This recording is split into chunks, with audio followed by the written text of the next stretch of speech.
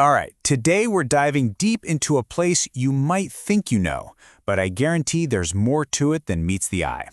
Watsonville, California. So, just for a second, what's the first thing that pops into your head when you hear that name? If you've ever spent time on California's Central Coast, I'm willing to bet it has something to do with fields and farms. And yeah, if you thought strawberries, you are not wrong at all. Watsonville is an absolute giant in agriculture. But that one image, as true as it is just the top layer. The real story is so much deeper, way more complex, and honestly, a lot more interesting. To really get what Watsonville is all about, you've got to start right here with its official motto: opportunity through diversity, unity through cooperation.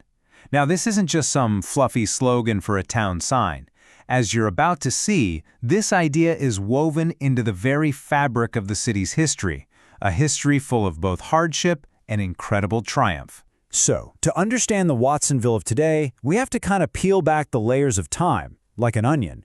The story doesn't start with a name on a map. It starts with the land itself and all the different people who've called it home. Let's do a quick rewind. Way before any European flags showed up, this was the homeland of an Ohlone nation.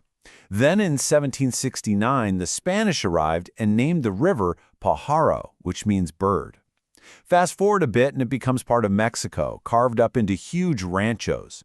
And then, after the American conquest of California, a guy named John Watson shows up in 1852, lays out a town grid, and just 16 years later, it's officially the town of Watsonville. You can see it right there, layer after layer of people and culture. But a place's true character? It isn't just about who founded it. It's forged in the challenges it faces. And for Watsonville, there were two huge events in the 20th century that were absolutely pivotal. They shaped the city's identity around labor, race, and, ultimately, resilience. First, back in 1930, the city was the center of what became known as the Watsonville riots. It was a really dark and violent time when white residents attacked Filipino-American farm workers. The conflict was all tangled up in tensions over jobs and immigration, and it's a painful but absolutely crucial piece of the city's history. Then, 55 years later, a completely different kind of struggle redefined the community. In 1985, cannery workers, led mostly by a group of incredibly brave Latino women, went on strike. For 18 months, they held the line against wage cuts. Their victory was a massive deal, a landmark moment for the entire labor movement in California, and it showed the true power of people organizing together. And those historic fights over labor are directly tied to what Watsonville is today, a serious economic powerhouse. We're talking about something way bigger than just a quiet little farm town. This place is a major engine for the whole region. Get a load of this number: $280 million. That's roughly how much money big companies spend in Watsonville every single year, just on processing and shipping fresh food. It gives you a sense of the massive scale of the operations here. And what does all that money represent? Well, it's all these crops.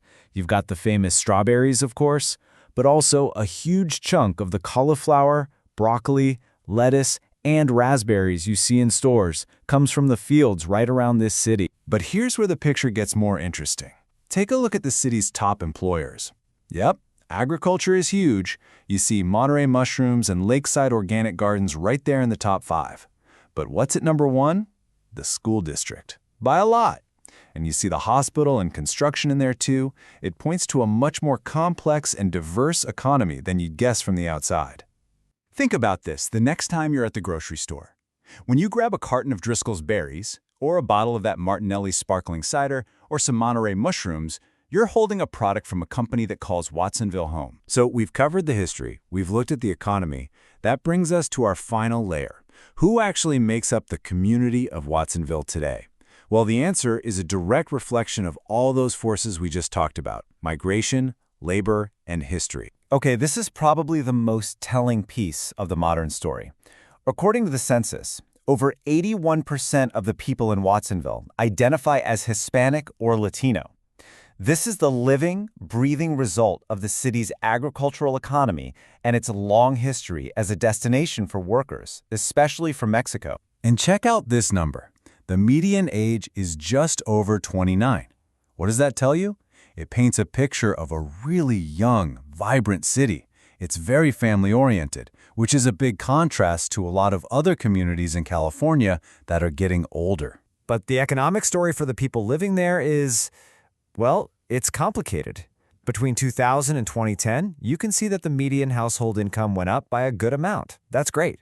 But look closer at the poverty rate. It actually went up a little bit too. It shows that even in a place that's an economic engine, prosperity isn't always shared equally, and making ends meet is still a real challenge for a lot of families. So when you put it all together, what have we got? The story of Watsonville, from its indigenous roots through all the waves of migration, the painful conflicts, and those powerful moments of unity, it's really the story of California in miniature. It's a rich, complex tale about working the land and fighting for your place in the world. And that kind of leaves us with one last question to chew on.